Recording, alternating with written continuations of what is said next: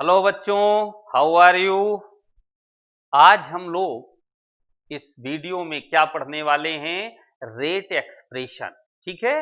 Rate को कैसे express करते हैं और उससे रिलेटेड प्रॉब्लम्स न्यूमेरिकल कैसे सॉल्व करते हैं, हम लोग ये सीखेंगे। तो पहले हम आपको कंसेप्ट बताएंगे रेट एक्सप्रेशन का।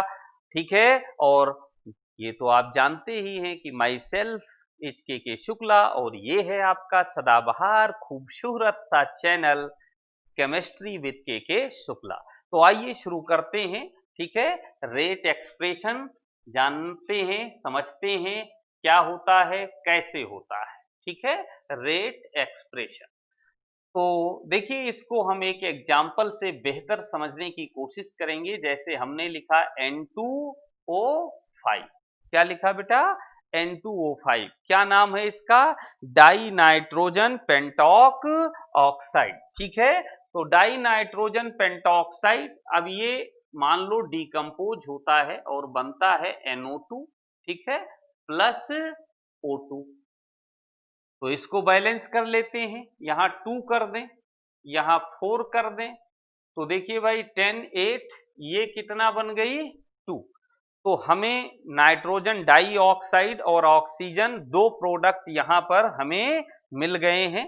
ठीक है। तो आप देख लें, 5 टू 10, 4 टू 8, 2 10, ये 2 नहीं लगेगा यहां पर। ठीक है। अब इसका हमें रेट लिखना है भाई।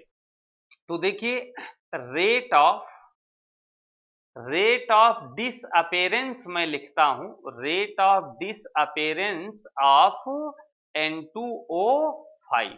ये बात समझ पाए ना भाई? ठीक है। Rate of disappearance of N2O5 के लिए मैं लिख रहा हूं। तो देखो N2O5 रिएक्टेंट है, नेगेटिव साइन आएगा, पूरी जानकारी दे चुके हैं।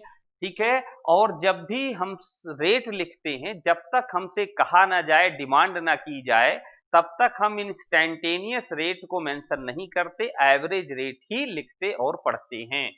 तो यहां पर आप देखिए, change in concentration of N2O5, ठीक है, डिवाइडेड बाई डेल्टा टी। ये हो गया एक्सप्रेशन फॉर किसके लिए? Disappearance of N2O5। यानी जब हमें डिसअपेरेंस लिखना है, रेट ऑफ डिसअपेरेंस, तो ऐसे लिख दिया। अब भाई देखिए, rate of appearance, rate of appearance of NO2 अगर हमें लिखना है, तो ये प्रोडक्ट है, विद टाइम इंक्रीज करेगी कंसंट्रेशन। तो positive sign, change in concentration of NO2 divided by delta T लिख दिया। कोई दिक्कत? इसी तरीके से रेट ऑफ अपेरेंस हम ऑक्सीजन यानी O2 के लिए भी लिख सकते हैं। तो क्या बनेगा? Positive change in concentration, change in concentration of O2 divided by time taken. तो आप ये देखें कि अब इनमें से किसी को भी हम रेट ऑफ रिएक्शन के, ठीक है, फॉर्म में यूज कर सकते हैं। क्लियर हुआ? लेकिन एक और तरीका है रेट को एक्सप्रेस करने का, समझ गए ना? हम इन रेट्स को इक्वलाइज करके भी लिख सकते हैं। लेकिन ऐसा करने के लिए हमें क्या करना होगा? हमें रेट्स को इक्वलाइज करने के लिए, ठीक है, जो स्टोकियोमेट्रिक टर्म्स हैं, इनसे इनको डिवाइड करना पड़ेगा। जरा समझिए, ठीक है, कि किस तरीके से इस चीज को हम लिखेंगे। ठीक है। देखिए, टू मेक दी, क्या लिखना है हमें भाई? दी डिफरेंट, ये जो डिफरेंट एक्सप्रेशंस हैं, डिफरेंट एक्सप्रेशंस, डिफरेंट एक्सप्रेशंस, ठीक है, ये 3 केसेस हो गए। तो इनको हमने एज डिफरेंट एक्सप्रेशंस यहां पर कंसीडर किया है। ठीक है। For the rate, for the rate to be equivalent, equivalent. ठीक है।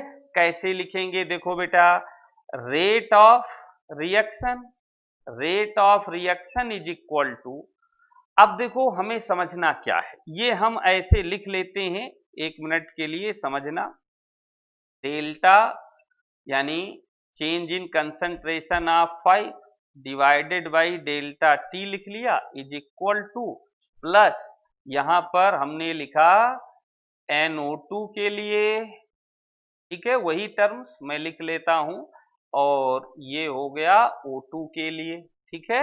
ये देखिए, अब जरा आप समझिए ये बैलेंस्ड रिएक्शन क्या कहती है, समझना कि 2 मोल N2O5 जब डिसअपीयर होता है तो 4 मोल NO2 बनता है। तो अगर हमें रेट ऑफ डिसअपीयरेंस लिखना है N2O5 का, ठीक है, तो भाई ये एक्सप्रेशन हो गया, clear. Rate of appearance NO2 या O2 का लिखना है तो ये एक्सप्रेशंस दिए जा चुके हैं, ठीक है। लेकिन अगर हम ये चाहते हैं कि यहां पर रिएक्शन की रेट हम इनके टर्म्स में एक्सप्रेस करें तो कैसे करेंगे, इसके लिए देखिए हमें इक्वलाइज करना होगा। आप जरा समझिए कि रेट ऑफ डिसअपेरेंस जो है N2O5 की, उसकी 2 टाइम्स है क्या, rate of appearance of NO2। कैसे, जब इसका 2 मोल डिसअपियर होगा तो इसका 4 मोल अपियर होगा, ठीक। तो अगर हम ये चाहते हैं कि हम इक्वलाइज करके लिखें तो जो इनकी रेट ऑफ डिसअपेरेंस या अपेरेंस है, इसको हमें इनके स्टोक्योमेट्रिक कॉफिशिएंट्स से, टर्म से जो बैलेंस्ड रिएक्शन में प्रेजेंट हैं, डिवाइड करना पड़ेगा। यानी यहां पर स्टोक्योमेट्रिक कॉफिशिएंट कितना है 2, तो ये 1/2 हमने कर दिया, यानी 1/2 से मल्टीप्लाई किया, मतलब 2 से इस टर्म को डिवाइड कर दिया जो रेट ऑफ डिसअपेरेंस है, ठीक है। यहां पर क्या हुआ 1/4, और यहां 1/1 करने का कोई मतलब ही नहीं है, वही रिजल्ट होगा, समझ गए ना भाई, ठीक।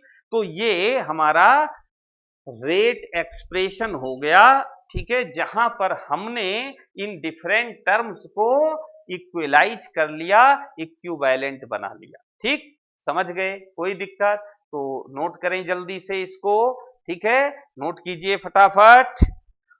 हो गया भाई, वेरी गुड। तो आइए एक एग्जाम्पल हम और देते हैं, बनाकर देखिए आप जरा जल्दी से। भाई N2 + 3H2 reversible reaction 2NH3, ठीक है। तो रेट ऑफ डिसअपेरेंस, ठीक है, देखिए भाई रेट ऑफ डिसअपेरेंस क्या हुआ, बना लिया भाई, ऑफ N2 कितना आया, minus change in concentration of N2 divided by delta T, okay. ऐसे ही rate of disappearance of H2 अगर हम लिखें तो minus change in concentration of H2 divided by delta T, clear हो गया। अब रेट ऑफ अपेरेंस की बात करें, अपेरेंस ऑफ NH3, तो ये क्या हो गया भाई, change in concentration of ammonia divided by delta T, clear. अब अगर हम यहां पर रेट ऑफ रिएक्शन देना चाहें इन टर्म्स में तो इन्हें इक्वलाइज कर देते हैं, कैसे, ये स्टोक्योमेट्रिक टर्म यहां पर कितना है भाई 1, ठीक है, देखिए बैलेंस है, ये 1 है, तो 1/1 लिखने का कोई मतलब ही नहीं हुआ, फिर भी मैं लिख दे रहा हूं कि आपको कंफ्यूजन ना हो। N2 divided by delta T, clear हुआ। अब ये इक्वल हो जाएगा माइनस, ठीक है, 1/3 change in concentration of H2 divided by delta T, confirm हो गए ना। अब अमोनिया के लिए देखिए क्या हो गया भाई, ये पॉजिटिव में क्योंकि प्रोडक्ट है तो 1/2 change in concentration of NH3 divided by delta T, समझ गए ना भाई कैसे लिखते हैं रेट एक्सप्रेशन, कोई दिक्कत तो नोट कर लीजिए। और अब हम आप इससे रिलेटेड न्यूमेरिकल्स करेंगे, ठीक है। तो मिटा दिया जाए इसको, मिटा दें, ठीक है, ये लो भाई मिटा दिया। गोरे गोरे मुखड़ा पे काला काला चश्मा, तौबा खुदा खैर करे, खूब है करिश्मा, मुखड़ा पे काला। हाँ भाई, तो फर्स्ट क्वेश्चन आपके स्क्रीन पर ये रहा, वीडियो पॉज करें और सॉल्व करें, जल्दी से सॉल्व करें। देखिए क्या है ये क्वेश्चन, ठीक है, समझ पा रहे हैं भाई? क्वेश्चन कह रहा है कि following reaction takes place in one step, ठीक है, 2NO + O2 reversible reaction 2NO2, ठीक है। तो भाई यहां पर हम रिएक्शन लिख लेते हैं। क्या है रिएक्शन? देखिए NO + O2 और प्रोडक्ट क्या मिला भाई? NO2। कोई दिक्कत बेटा इसमें? तो अब रिएक्शन को बैलेंस कर लिया जाए। देखिए ये सभी गैसियस स्टेट में यहां पर दी गई हैं, ठीक है। यूं इसको लिख लेते हैं। अब बैलेंस कर लें भाई, ये 2 हो गया, ये 2 हो गया। क्लियर हो गई बात? अब क्वेश्चन की डिमांड क्या है बेटा हमें? How will the rate of वो reaction change if the volume of the reaction vessel कितना कर दिया जाए? 1/3 ऑफ ओरिजिनल, ठीक है। तो बेटा जी आइए कैसे सॉल्व करेंगे इसको। अब देखिए हम यहां पर according to law of mass action, ये इक्विलिब्रिया में आपने 11th में पढ़ा है, ठीक है। रेट अगर हम लिखेंगे तो ये क्या कहता है? Rate of reaction directly proportional concentration of reactant होती है। तो यहां पर देखिए रेट ऑफ रिएक्शन क्या बनेगी बेटा? कंसंट्रेशन ऑफ NO, एक कांस्टेंट भी यहां होगा, उसे ले लेते हैं rate constant. Concentration of NO power 2 into concentration of O2। भाई रिएक्टेंट हमारे पास क्या है? NO और O2। अब हम ये मान लेते हैं बेटा दी, देखिए कि if initially moles of NO कितने थे? A मोल थे। और मोल्स ऑफ O2 कितने थे? B थे। ये बात समझ गए? ठीक। तो भाई यहां पर वॉल्यूम हमें कोई पर्टिकुलर वैल्यू नहीं गिवन है, ठीक है। तो हम वी कंसीडर कर लेते हैं कि वॉल्यूम ऑफ वेसल, क्योंकि ये गैस है तो जितना भी कंटेनर यानी वेसल का वॉल्यूम होगा वो टोटल ये ऑक्युपाई कर लेंगे। मान लो कि भाई हमने वेसल के वॉल्यूम को कितना कंसीडर कर लिया? V लीटर, ठीक है। कितने लीटर? V litre. तो जरा देखिए कंसंट्रेशन ऑफ NO इनिशियली क्या हुआ? इनिशियली कंसंट्रेशन ऑफ NO हो गया A/V और कंसंट्रेशन ऑफ O2 कितना हो गया भाई? B/V। क्लियर हो गई बात? तो अब जरा रेट एक्सप्रेशन देखें भाई यहां से। तो रेट को हमने पहला केस ले रहे हैं तो R1 कर दिया, ठीक है। तो यहां पर हम लिख देते हैं 10 R1 = K, ठीक है। और ये हुआ A/B पावर 2 इंटू O2 की वैल्यू रख दीजिए B/V। ये चीज सबकी समझ में आ गई भाई? कंफर्म हुए ना? तो इनिशियली जो डेटा है उसके बेसिस पर हमने रेट 1 बना लिया, कंफर्म हो गए। अब इसको फर्दर अगर हम रिजॉल्व करना चाहते हैं, सॉल्व करना चाहते हैं, तो बड़े आसानी से कर सकते हैं। कैसे? अगेन यहां पर दूसरे केस को ले लीजिए, ठीक है। अगेन उसने क्या कहा? वॉल्यूम को 1/3 कर दिया जाए, ठीक है। तो अगेन या हम ऐसे कह दें कि आफ्टर, ठीक है, तो ज्यादा बेटर है। आफ्टर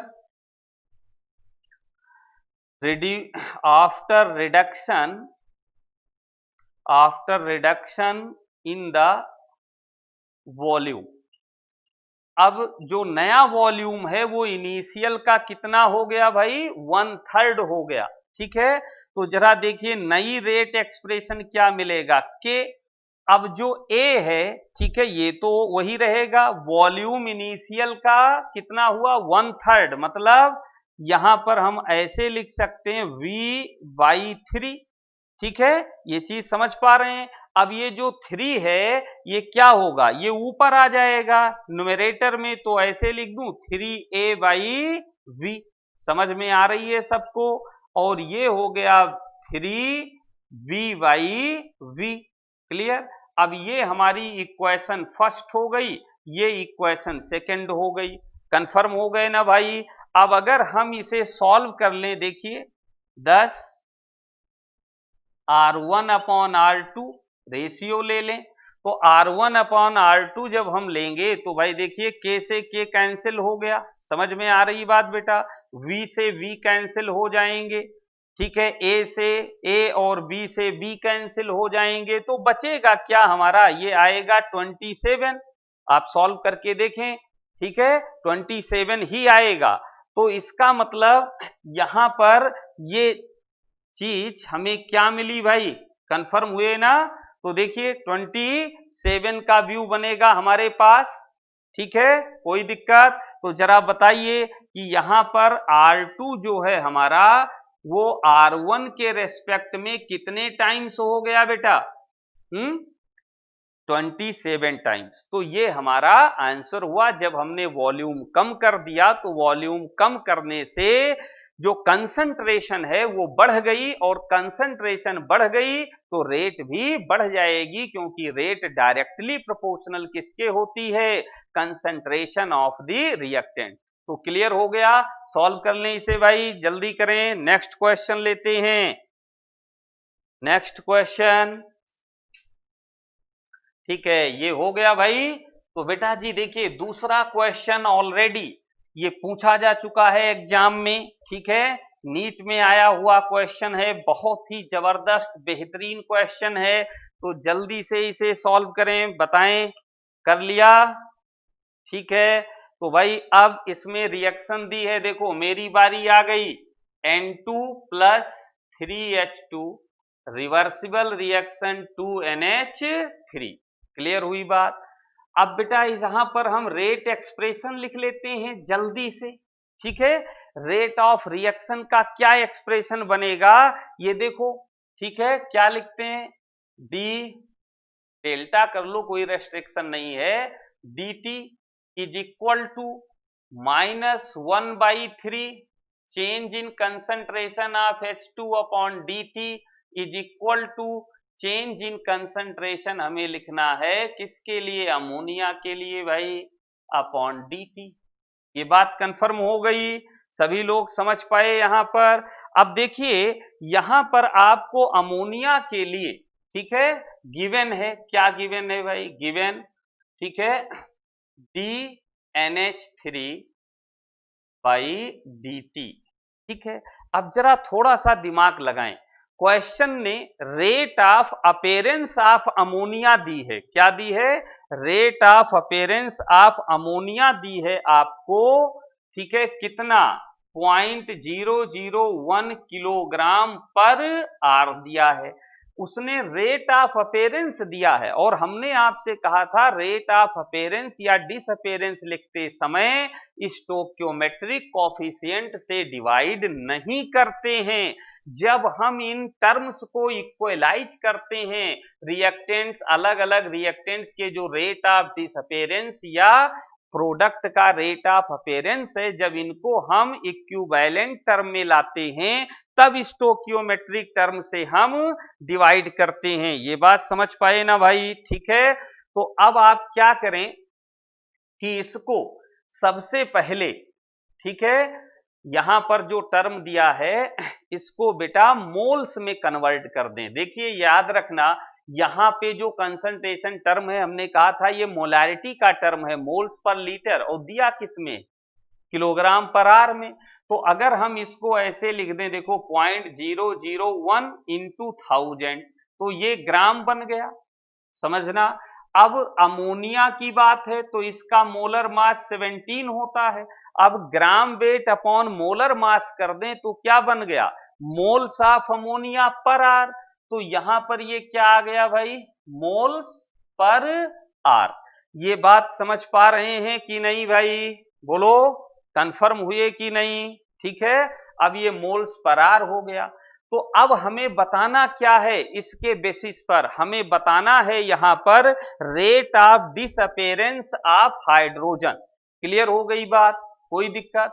तो ये हमें ये वैल्यू, इतनी वैल्यू हमें गिवन है और ये वाली वैल्यू हमें बतानी है। ठीक है, ध्यान से समझना, ये गिवन है और ये डिमांडेड है। अब अकॉर्डिंग टू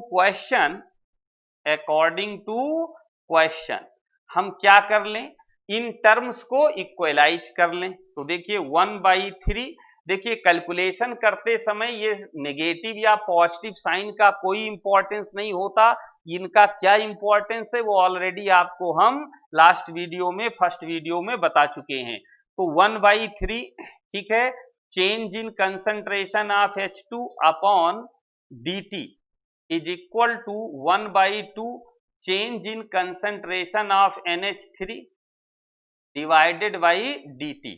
क्लियर हो रही बात बेटा? अब हमें ये वैल्यू निकालनी है, ठीक है, तो इस 1/3 को हम इधर भेज दें, यानी राइट हैंड साइड में लाएं, अमोनिया वाली साइड में लाएं।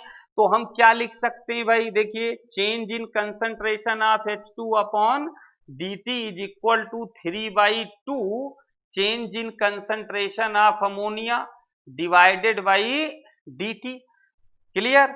अब बेटा जी वैल्यू रख दो 3/2 इंटू, अब इसकी वैल्यू, इतने की जो वैल्यू है वो ये गिवन है यहां पर देखिए, ठीक है ना, मोल्स के टर्म में हमने इसको ले लिया। तो ये आप डायरेक्ट मल्टीप्लाई कर दें तो इधर 1 हो गया, ठीक है ना, तो 1/17 ये क्या आ गया, मोल पर आर। तो DH2 यानी rate of disappearance of hydrogen हमें ये मिल गया। लेकिन उसने आंसर किस में पूछा है भाई, ये बताइए हमें, आंसर उसने पूछा है किलोग्राम पर आर में। तो बेटा जी ये मोल्स हैं, अब मोल्स को हम किस में कन्वर्ट करें, ग्राम में। तो ग्राम में कन्वर्ट करने के लिए क्या करना पड़ेगा, मोल्स को, अब आप तो जानते हो, देखो मोल कंसेप्ट में पढ़े हो, मोल्स इज इक्वल टू क्या होता है, gram weight upon molar mass. तो हमें ग्राम वेट चाहिए, तो मोल्स हमारे पास है, मोलर मास से डिवाइड मल्टीप्लाई कर दें। तो भाई 3/2 इंटू 1/17 इंटू, अब हाइड्रोजन का मामला है ना, हाइड्रोजन के लिए हमें क्या निकालनी है, रेट ऑफ डिसअपेरेंस। तो इसका मोलर मास कितना होता है H2 का, ये 2 हो गया, कोई दिक्कत? अब ये बन गया ग्राम में, लेकिन हमें चाहिए ये ग्राम पर आर हो गया, हमें चाहिए किलोग्राम में। तो देखिए 3/2 इंटू 1/17 इंटू 2, अब इस 2 को 1000 से डिवाइड कर दें, मतलब 10⁻³ ये किलोग्राम पर आर हो गया। अब अगर हम इसको सॉल्व कर लें तो हमें अपना आंसर मिल जाएगा। तो जल्दी से आप इसे सॉल्व करें और बताएं कितना आया भाई, बोलिए 1.74 इंटू 6 इंटू 10⁻⁻4 किलोग्राम पर आर, ये हमारा आंसर हो गया। समझ में आ गई बात बेटा? तो rate of disappearance of hydrogen हमें इतना मिली। ये ध्यान रखें कि अगर आप डायरेक्ट यहां किलोग्राम में लेकर के ये दिया है ना और इक्वलाइज करके सॉल्व करोगे, गलत हो जाएगा, क्योंकि रेट जो एक्सप्रेशंस लिए जाते हैं वो मोल्स में। तो अगर किलोग्राम में दिया है पहले उसे मोल्स में लाइए, ठीक है, मोल्स में निकालने के बाद फिर उसे किलोग्राम में कन्वर्ट करें, डायरेक्ट कर दोगे आंसर गलत हो जाएगा, ठीक है। तो वेरी गुड, बहुत ही बेहतरीन क्वेश्चन था, जल्दी से आप इसे नोट करें। ओके, आगे चलें, नेक्स्ट क्वेश्चन लेते हैं भाई। हाँ, तो नेक्स्ट क्वेश्चन आपके स्क्रीन पर आ चुका है और आप इसे जल्दी से सॉल्व करें, ठीक है, जल्दी से सॉल्व करें और बताएं क्या आंसर होना चाहिए, ठीक है, जल्दी कीजिए। बहुत ही बेहतरीन क्वेश्चन है भाई, ठीक है। एक ग्राफ बना हुआ है, ठीक है, इस ग्राफ को हम भी बना लेते हैं तभी बात जमेगी, ठीक है। देखिए ग्राफ क्या है,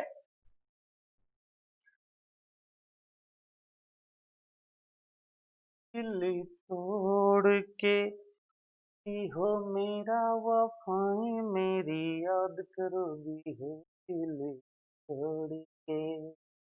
तो ये है भाई क्या, ए नॉट मतलब इनिशियल कंसंट्रेशन और ये ओ दिया गया है, ठीक है। ये बी और ये ए है, ये टाइम एक्सिस है और ये कंसंट्रेशन एक्सिस हो गया, ठीक है।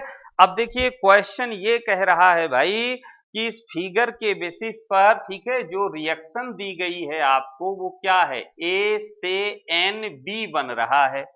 क्लियर हो गया। अब आपको डिमांड क्या है, निकालनी क्या है, कंसंट्रेशन ऑफ बी का टर्म आपको लेना है, ठीक है। तो बेटा जी देखो, जब रिएक्शन शुरू नहीं हुई, टाइम 0 है, तो ए कितना है, ए नॉट ये दिया गया है, तब ये कितना है, 0। ये बात समझ पाए कि नहीं समझ पाए। अब मान लीजिए रिएक्शन शुरू हुई, कुछ टाइम पास हुआ, तो यहां पर, ठीक है, हम ये मान लेते हैं कि ए नॉट तो हमें पता नहीं है कि ये 1 मोल है, 2 मोल है, 4 मोल है, क्या है, या 0.1 मोल है। तो बेटा जी हम इसे डिग्री ऑफ कंजम्पशन बनाए रखें, तो डिग्री ऑफ डिसोसिएशन कहें या डिग्री ऑफ कंजम्पशन कहें या एसोसिएशन, कुछ भी, always taken as the fraction of 1 mole. तो अब अगर हम इसको डायरेक्ट लिख देंगे ऐसे, ए नॉट माइनस एक्स, कि इसमें से एक्स कंज्यूम हो गया, तो ये गलत हो जाएगा, क्योंकि हमें ये नहीं पता है कि ए नॉट 1 मोल है या कम है या ज्यादा है। अब डिग्री ऑफ कंजम्पशन बना रहे, इसके लिए हमने 1 माइनस एक्स कर दिया और इसे ए नॉट से मल्टीप्लाई कर दिया, तो यहां पर एक्स ऑलवेज क्या बना रहा, part of fraction of 1 mole. तो अब जरा सोचिए कि ये यहां पर, ठीक है, कितना बनेगा। तो भाई इसको आप ऐसे भी तो लिख सकते हो, a naught minus a naught x. Clear. तो यहां पर ये कितना बना, एन एक्स ए नॉट। ये बात समझ में सभी के आ गई भाई, कोई दिक्कत यहां पर है नहीं। अब क्वेश्चन ये कह रहा है कि पॉइंट ऑफ इंटरसेक्शन, ठीक है, क्वेश्चन पढ़ लिया ना, समझ पाए। तो जरा देखो इस पॉइंट पर ए की कंसंट्रेशन और बी की क्या होंगी, सेम होंगी। तो अब यहां पर हम क्या ले लें भाई, ठीक है, एट पॉइंट ऑफ इंटरसेक्शन, ठीक है, क्या हो गया, concentration of A is equal to concentration of B. समझ पा रहे हैं ना भाई इस बात को। तो जरा सोचिए, ए की कंसंट्रेशन कितनी है यहां पर, ये जो बची हुई है, ठीक, और बी की कितनी है, जो ये बन गई। तो यहां पर a naught 1 minus x is equal to क्या हो गया, एन एक्स ए नॉट हो गया। ये बातें समझ में आ रही हैं भाई, ठीक है। अब इसको हम सिंप्लीफाई कर लेते हैं बेटा, ठीक है, और सिंप्लीफाई करके क्या निकाल लेते हैं, x की वैल्यू। तो x इज इक्वल टू कितना आ जाएगा भाई, जल्दी बोलिए, 1/1 प्लस n। ये x की वैल्यू आ गई, बोलो कोई दिक्कत, समझ गए। तो अब अगर हमें B की कंसंट्रेशन निकालनी है, कंसंट्रेशन ऑफ B, तो हम क्या करेंगे भाई, ये इतनी है, अब इसमें वैल्यू रख दीजिए किसकी, X की। समझ पा रहे हैं कि नहीं समझ पा रहे हैं भाई, ठीक है। तो B की वैल्यू आप यहां पर रख करके सॉल्व कर लें भाई, कितना आएगा, n A not upon 1 plus n। ये आपका क्या हो गया भाई, आंसर हो गया। समझ पाए, बहुत बढ़िया क्वेश्चन था, वेरी गुड, ठीक है। जल्दी से नोट कर लें, फिर अगला क्वेश्चन लेते हैं। नेक्स्ट क्वेश्चन, जल्दी से वीडियो पॉज करें और सॉल्व करके मैच करें, देखें आ रहा है भाई आंसर, मैच हो रहा है कि नहीं, जल्दी कीजिए। बहुत ही बेहतरीन क्वेश्चन है भाई। देखो इसमें कहा गया बेटा, for the decomposition of dinitrogen pentoxide at 200 degree Celsius, ठीक है। तो आपको क्वेश्चन पढ़ लिया होगा, दो तरीके के आंसर्स बताने हैं।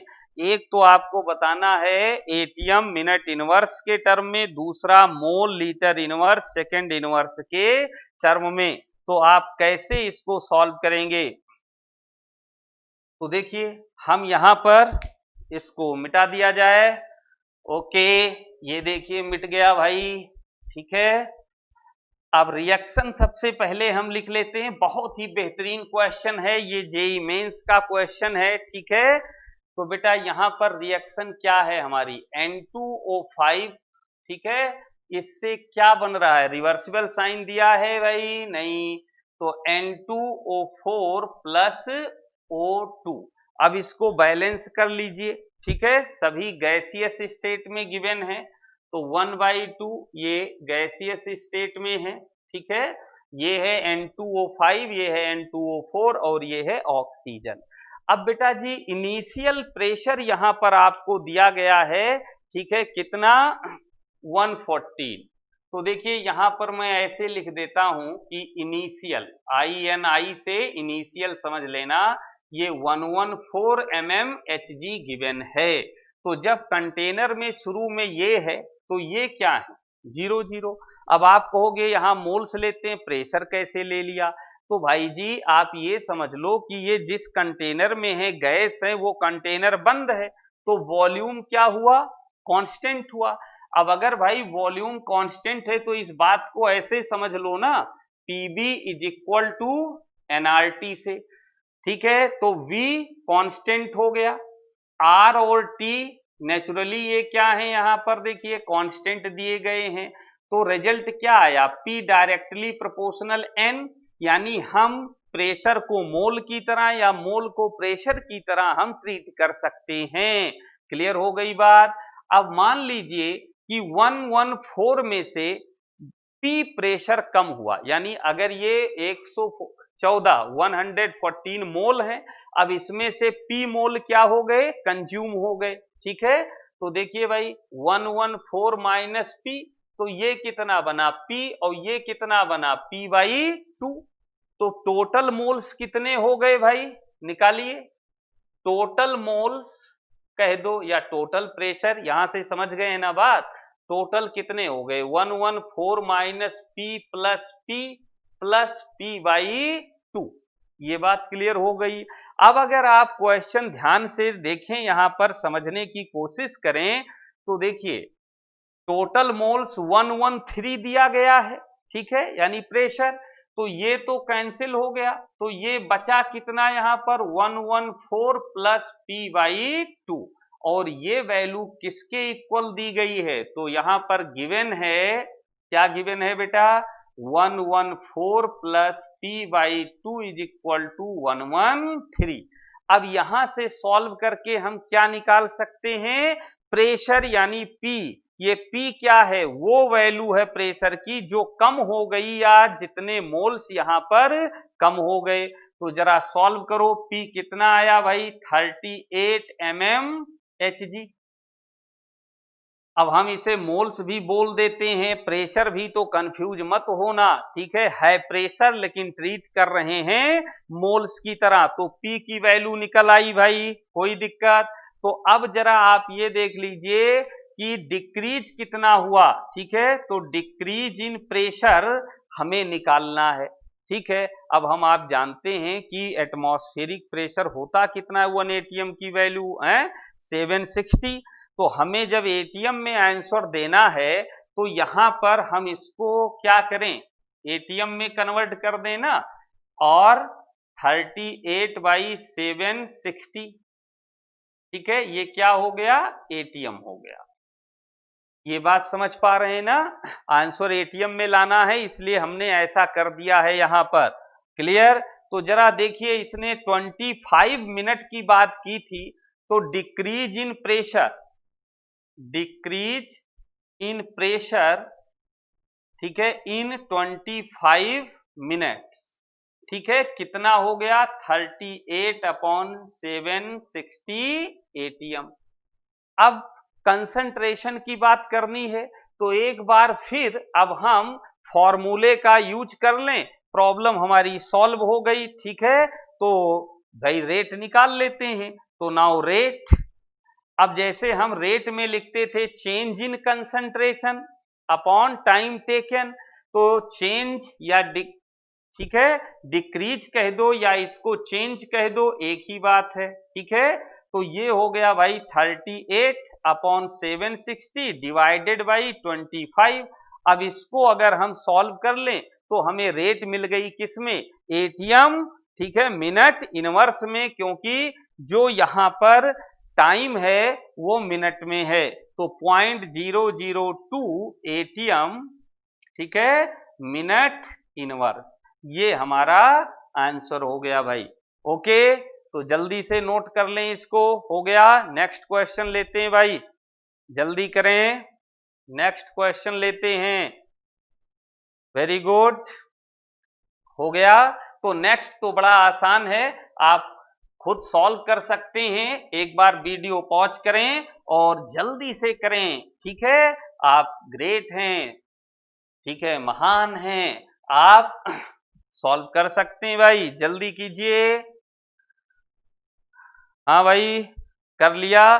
तो देखो बेटा इसमें क्या कहा गया, एक रिएक्शन दी गई है आपको, क्या रिएक्शन में लिख देता हूं 1/2a और ये बन रहा है 2b। क्लियर हो रही बात? तो कह रहे rate of disappearance of A is related to the rate of appearance of B by the expression, यानी एक ऐसा एक्सप्रेशन बनाओ जिसमें ए और बी क्या हो। ठीक है, तो बेटा जी देखो, रेट ऑफ डिसअपेरेंस ऑफ ए लिखोगे जब आप तो नेगेटिव साइन आएगा। अब यहां पर क्या लिखा जाएगा भाई, बोलो, change in concentration of A divided by change taken time. ये बातें समझ में आ रही हैं भाई कि नहीं आ रही हैं? ठीक है, अब rate of appearance of B लिखोगे तो positive change in concentration of B divided by time taken. तो अब हमें इन दोनों को मैनेज कर लेना है भाई। ठीक है, तो क्या बनेगी, जल्दी से बताएं भाई। ठीक है, अगर हम इन दोनों को इक्वलाइज करना चाहते हैं तो बेटा जी क्या करना पड़ेगा, इक्वलाइज करने का मतलब है, यहां पर देखो हम ऐसे लिखेंगे rate of reaction is equal to, अब इसको इससे डिवाइड कर देंगे, ठीक है ना, तो यहां पर देखो बेटा ये -2 हो जाएगा भाई, 1/2 से इसको डिवाइड करेंगे, समझ गए ना, तो ये हो गया upon delta T, clear, is equal to, ये प्लस में है तो भाई ये 1/2 हो गया, ठीक है, delta we upon delta T. ये चीज समझ में आई, कंफर्म हुए ना, बोलो कोई दिक्कत? तो अब ये इक्वलाइज कर लिया। अब रेट ऑफ डिसअपेरेंस है क्या, ये है ना, तो जब हम rate of disappearance of A लिखेंगे यहां पर तो delta T is equal to, ये 2 इधर आएगा, ये 1/4 हो गया और delta P upon delta T. ये बात समझ में आ गई कि नहीं आई भाई, कंफर्म हुए? तो यहां पर बेटा जी देखो ये हमें अपना आंसर मिल गया भाई, कंफर्म हो गया है। अगर किसी को जरा भी कंफ्यूजन हुई हो तो दोबारा वीडियो देख सकता है, सारी बातें कंफर्म हो जाएंगी। ठीक है, तो बेटा जी आज यहीं तक, फिर हम लोग नेक्स्ट वीडियो में नए कंसेप्ट के साथ मिलेंगे, केमिकल काइनेटिक्स के न्यू कंसेप्ट के साथ। तब तक के लिए नमस्कार, नमस्कार, जय हिंद, बाय बाय।